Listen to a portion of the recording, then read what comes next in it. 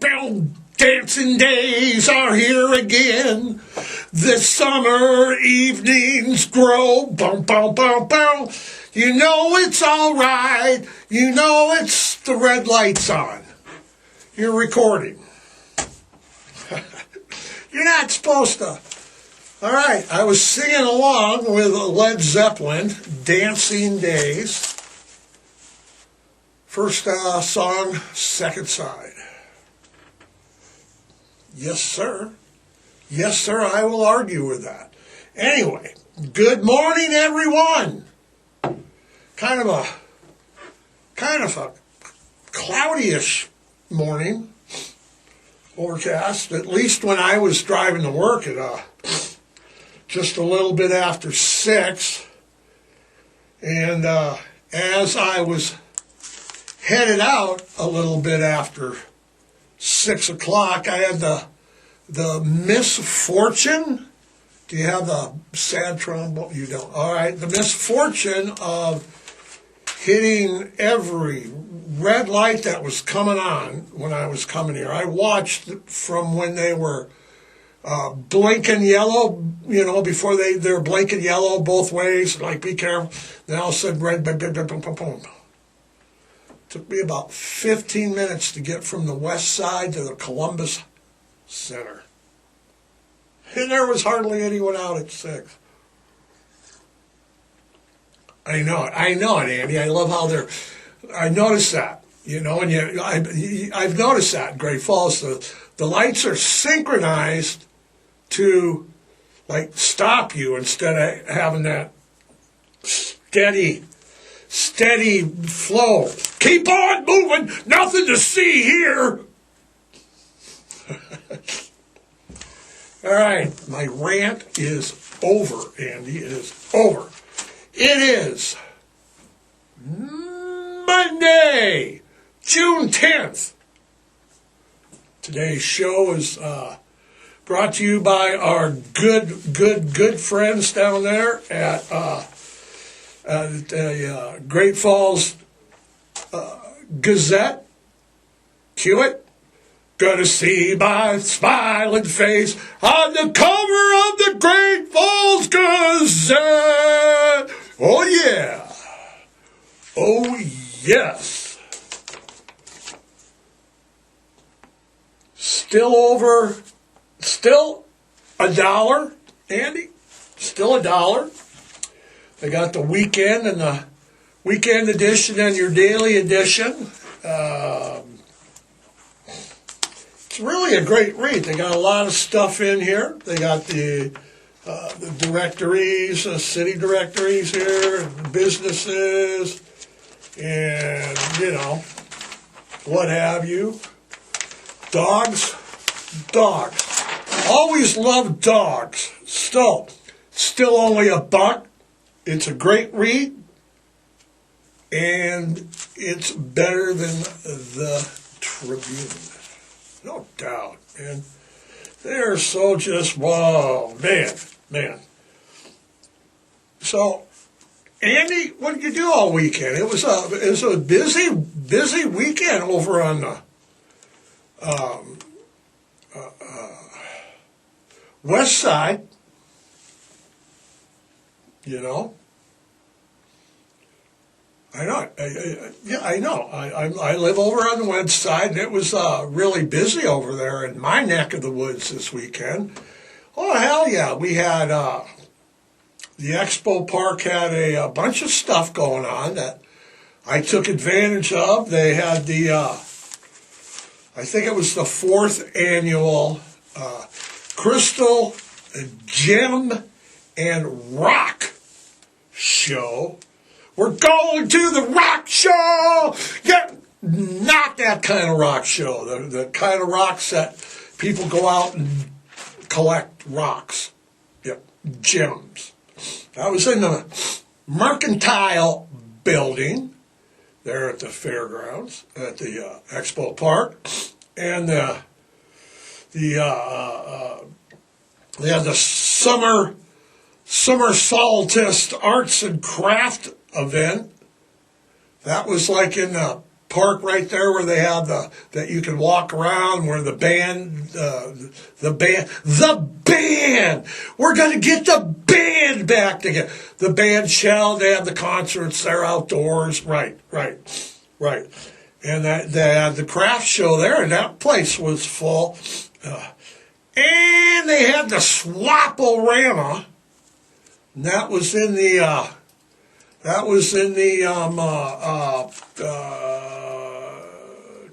Trades and Industry building. That was their second show. I was there last year looking for bargains. There was no Michigan, no Detroit collectibles there this year. Last year there was, guy had Hutchinson jersey, and he had some bobbleheads and a lot of sports stuff. He wasn't there this year. There was a couple folks selling vinyl records. You're at a swap meet. Usually that's not the place to be buying vinyl. And two booths that I saw, and then a couple on the side, maybe 4 people selling vinyl. Prices were just ridiculous. $35, $45, $50 for, records that, no. Nice collections, but nothing in there that I'm going to pay $50 for at a swap meet. Unreal, Well, yeah, exactly, like an Aerosmith, Toys in the Attic, $40. It's like, whoa, wait a minute. Hold on now. Hold on when so if you're buying vinyl like I do, it's good to garage sales, friends. Yeah, friends. Good news. We're talking about friends. I talked to Steve Keller this weekend on Messenger. Told him, hey, bud, I'm looking for 2 albums. That's it, 2. The Alice Cooper, Love It to Death. Alice Cooper, School's Out. Steve's like, I probably got those. What condition do you want them? I'm like, damn. So maybe the hunt's over for Alice Cooper. Big shout out. We were doing the garage sailing again this weekend, and once we had a downtown. He had a couple garage sales. And I was swinging around downtown, down Central, and I see Kurt Wood out in front of his toy store. Like, hey, man, you got any vinyl? Hey, yeah, you, come on in. So I went on in there and picked up Emerson, Lake and Palmer Trilogy. Yeah, it was on my secondary, list. So a big shout out to Kurt, Steve Keller, both keeping our fingers crossed. Man, Andy, people. There were people everywhere in Great Falls this weekend. They were downtown at Farmers Market, at Expo Park.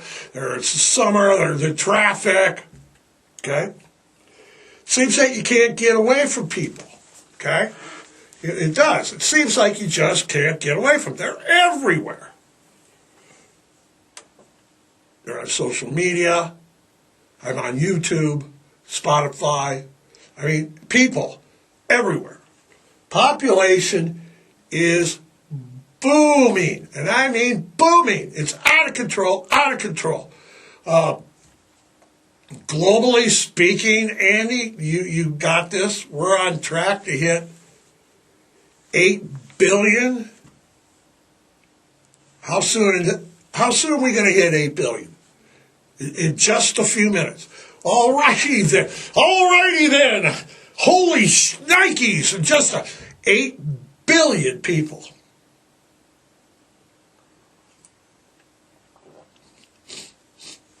Man. So we got, we're worried about food, we're worried about this, we're worried about that. But, we were talking about, you might be thinking, does living under crowded conditions, unable to get away from people, cause problems? Okay? If you're just around people, you ever hear people come home from work, they're oh man, everybody driving me crazy, right? Short answer is yes. Look how connected we are to each other right now. I mean, we got Facebook, we got Instagram, we got YouTube. Social media is overflowing with people and opinions. Okay, and then you're out in the real world, and everybody's talking and everybody's moving. People are ruder these days. People are more in a hurry. Social media is overflowing with opinions. Okay, opinions that are argued about. They argue about it. They're complete strangers are in full-blown arguments. Okay, all the time, Andy. All the time. Okay, you got crowds online. We got crowds everywhere you go. Crowds downtown, crowds, here, crowds there. You see videos on people in New York. It's just people. It's like I said, we got almost 8 billion people. Okay, it doesn't seem like it's going to stop anytime soon. Now, Psychology 101. If you went to college, if you went to community college, if you did some psychology shit online, if you YouTubed it,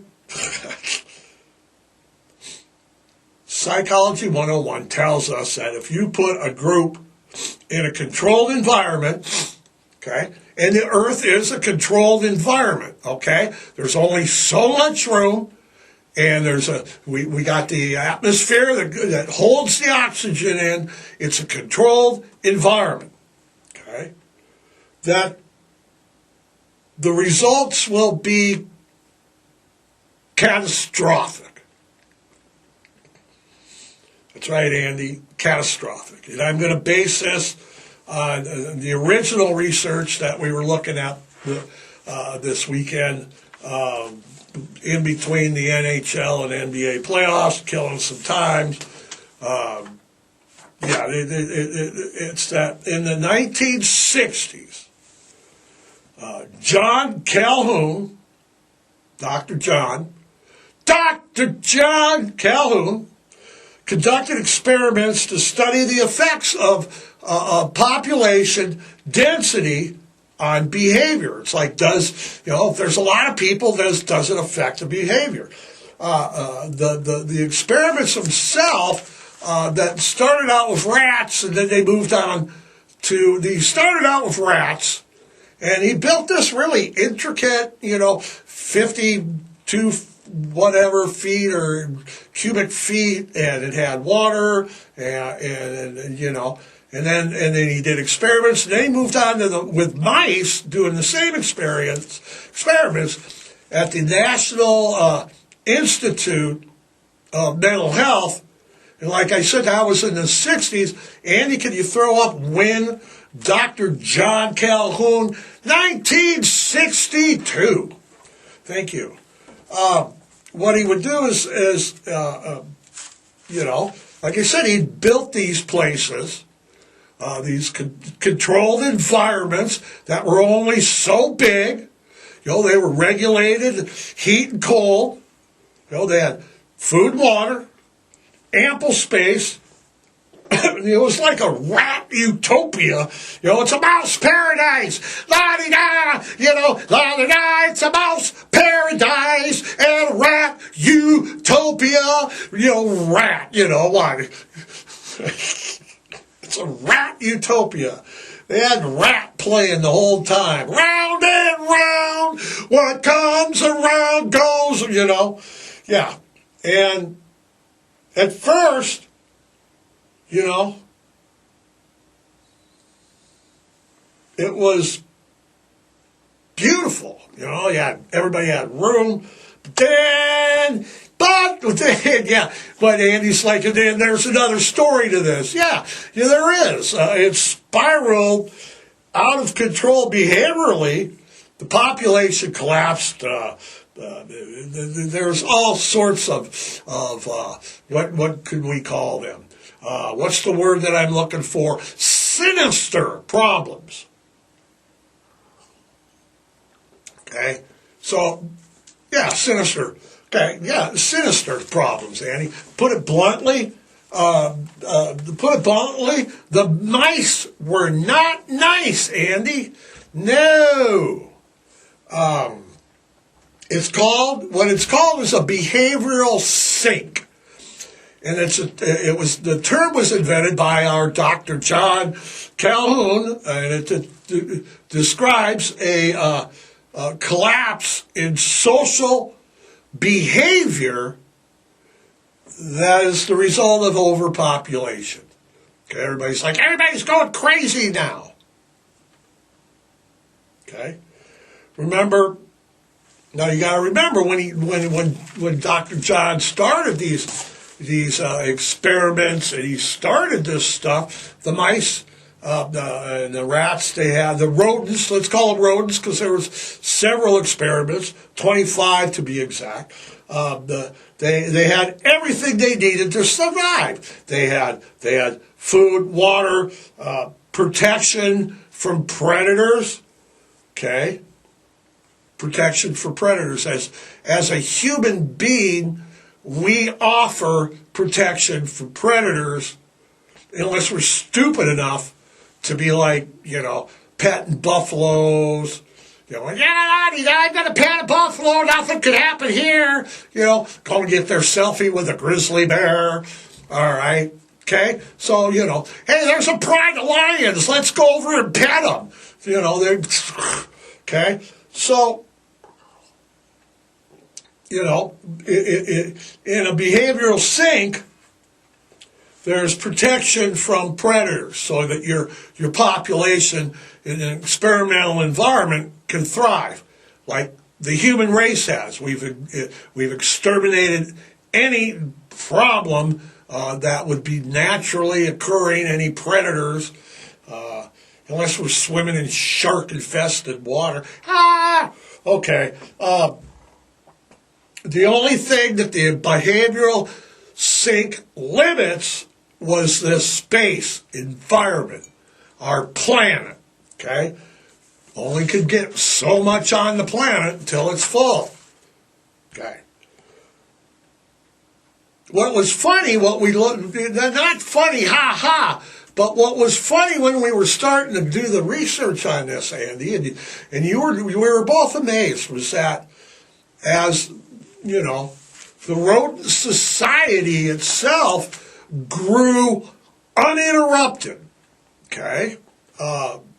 There were strange phenomena, strange trends that had developed, because remember, they're left unchecked, but the only thing was space.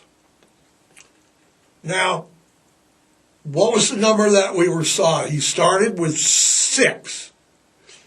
And basically, when he put 6 rodents in here, they had ample room, okay? Ample room to separate, get their own space. Yeah, man, I'm going to just chill, get my own space here, and, chill out. And so they had ample room, okay? They had plenty of food, plenty of water, temperature controlled, okay? Then, babies, okay? Population, what do we got there? Went to over 600 in a matter of just 100 days. which I don't know what 100 days is in rodent life, compared to our life, but, 100 days or so, there's 600 plus rodents in there. Now, pregnant females, after the population that was just, see what kind of parallels we have in society and humans on our planet. Okay, pregnant females began having problems raising their offspring. There were so many people that the support became lacking.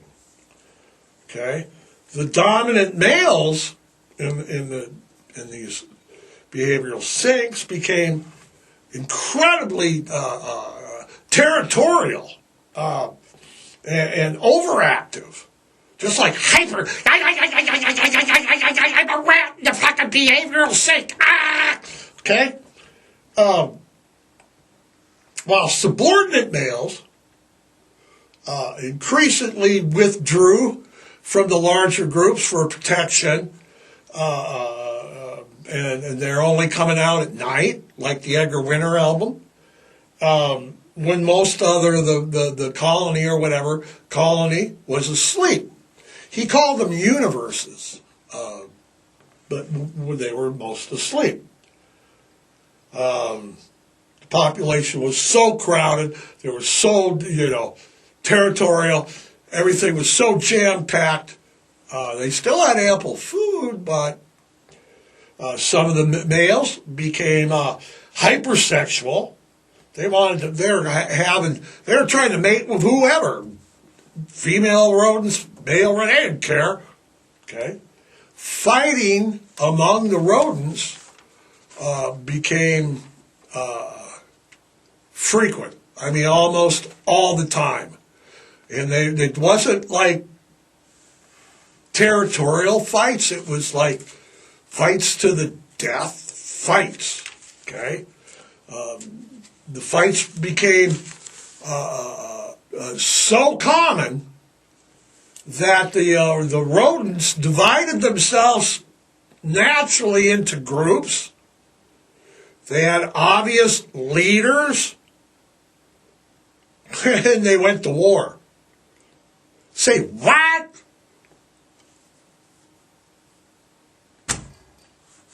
No doubt. I mean, seriously. They went to war.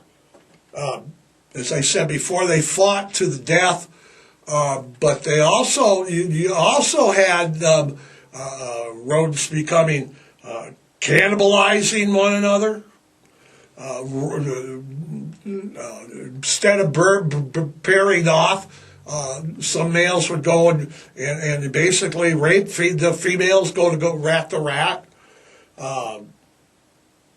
At one point, the infant mortality rate, it kept dropping. It went to what was it, Andy? We saw this, 90%. United States of America used to have the number one infant, our infant mortality rate was the best in the world. No, moms had no problems in this country. What did we find out? We're 17th now in infant mortality, from number 1 to 17.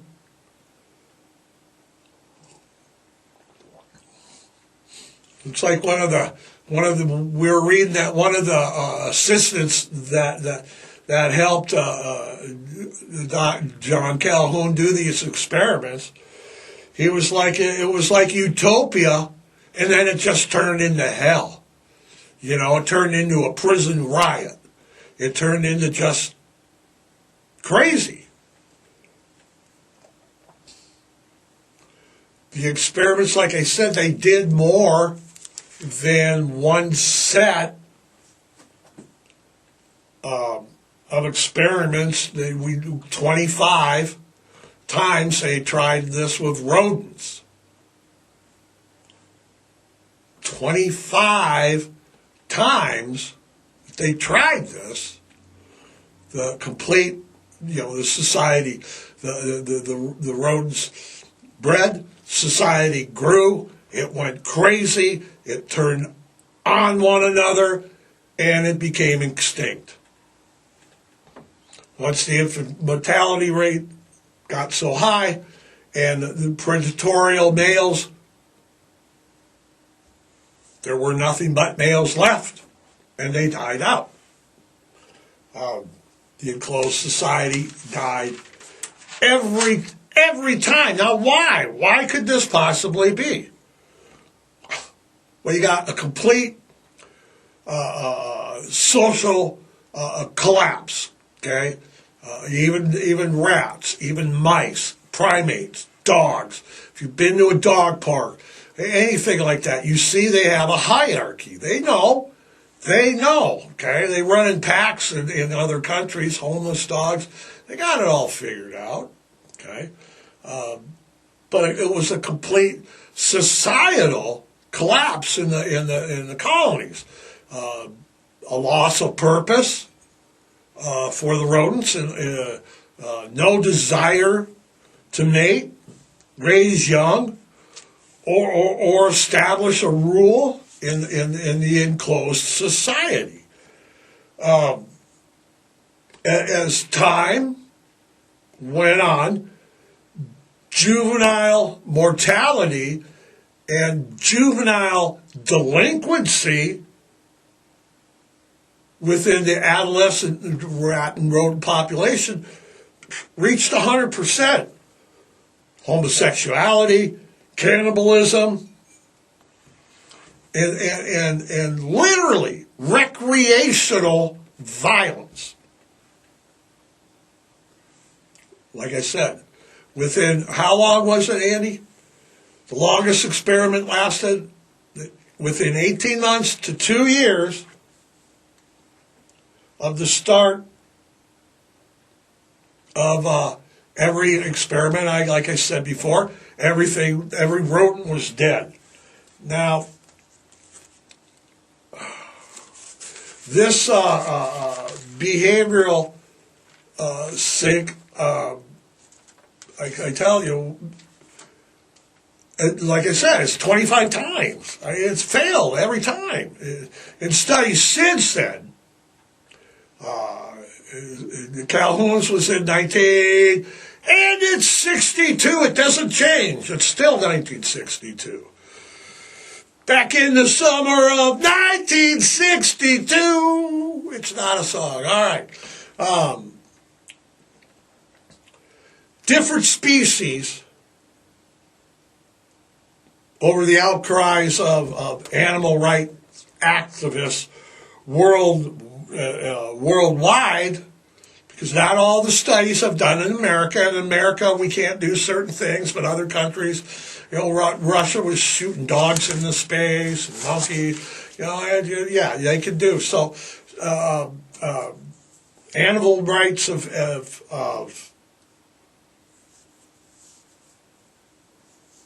in the world, since 1962, we've got, is this right? This so-called behavioral sink study has been done on all sorts of species. Of course, mice, rats, rodents, cats, primates, dogs. All studies, without fail,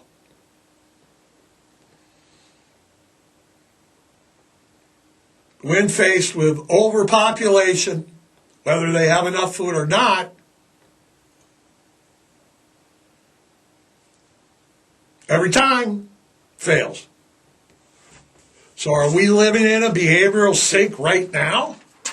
I mean, we're definitely witnessing parallels to society today, especially in the United States. We have a social collapse, crime's rampant. We have weak, feminized men with little to no skills, marketable skills, working skills, and no protection instincts. Say what you want about the boomers, but we worked, we protected, right? Okay? We got over-agitated, aggressive females with no maternal instinct. As a country, we are so divided at each other's throats that people are actually implying or saying that they're willing to kill over a politics and a political candidate, someone you've never met. The stuff people were put online. We're right, we're right on a behavioral spink. I know. We are. It's like we're going to less people? Population control? Is that the solution? I mean, on the brighter side, Calhoun did have a couple of observations, suggested a couple solutions. Population control is one of them. Has to be. The world population is growing unchecked. Okay? Pretty soon there'll be no room. We're already seeing societal breakdowns. Are we better? Are we like the rodents in the cage? I do think so. We need to get a handle on it. Get a solution on it. How about this, Andy? You're giving me the sign. So how about we go spay and neuter? Not only spay and neuter your pets, but spay and neuter the population. That's a solution? I don't know. Behavioral Sync says once you get to critical mass, the solutions, outcomes are always the same, no matter who's doing it. Oh, but humans, we're smarter than that. Are we? Have you looked online lately? Andy, we have looked online lately. We're living in a behavioral sink. Yes, we are. Quit singing and let's roll, he says. All right. Supposed to be a nice week. Got 80s coming on all week long. Got the NBA playoffs. Got the NHL playoffs in full swing. Finals are here. Spay and neuter your pets. Adopt, don't shop. Foster, rescue, volunteer, and hey, adopt a shelter pet today. Until next Monday, enjoy your behavioral sync. We'll see you, everybody.